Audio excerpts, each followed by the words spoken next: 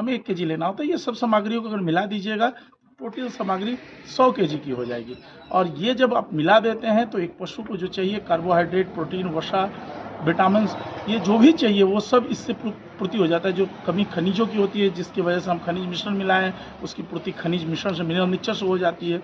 और ये एक पशु को जो चीज़ उसके दूध उत्पादन के लिए और शरीर के ग्रोथ के लिए चाहिए, वो इससे सही रूप में मिल जाता है। सूखा चारा और हरा चारा के बाद में जब ये मिश्रण हम मिलाते हैं तो उसका आहार संतुलित हो जाता है।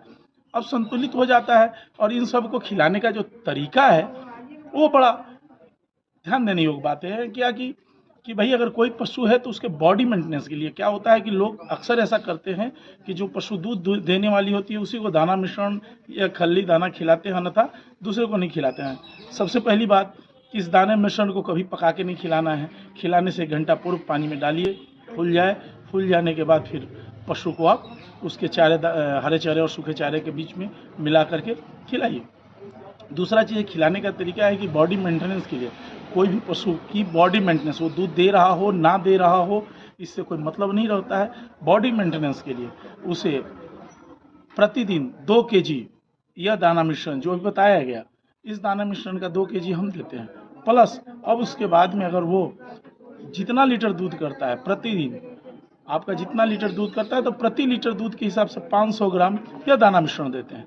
मान लिया जाए आपका पशु अगर 10 लीटर दूध देता है तो 5 केजी यह दाना मिश्रण दूध के हिसाब से होगा। दूसरा बॉडी मेंटेनेंस वाला 2 केजी होगा, तो 5 2 7 केजी हो गया। और 7 केजी को आप 2 बार में दे सकते हैं। मतलब जितना दूध दे रहा है 2 टाइम में, तो उसको प्रतिदिन का हो गया, तो प्रतिदिन में उसको 2 बार विभक्त करके दीजिए। क्योंकि एक औसत भी है कि पशु अपने वजन भार का 2.5 से 3% ही आहार करती है, तो लोगों को ज़्यादा खिलाने की कोई ज़रूरत नहीं है। जितनी उसकी डिमांड है बॉडी वेट के हिसाब से, उसे होता क्या है कि आप पशुओं को बार बार चारा दाना पानी देते रहते हैं, पशु रुक रुक के खाती रहती है, जो उसके सेहत के लिए फ़ायदेमंद नहीं बल्कि नुकसान होता है। तो इस वजह से भी दूध उत्पादन और उसके ग्रोथ और उसके प्रजनन पे प्रभाव पड़ता है। जब आप उसे संतुलित आहार देते हैं तो दूध उत्पादन, दूध में फैट, जो वसा की मात्रा होती है उसकी बढ़ोतरी होती है।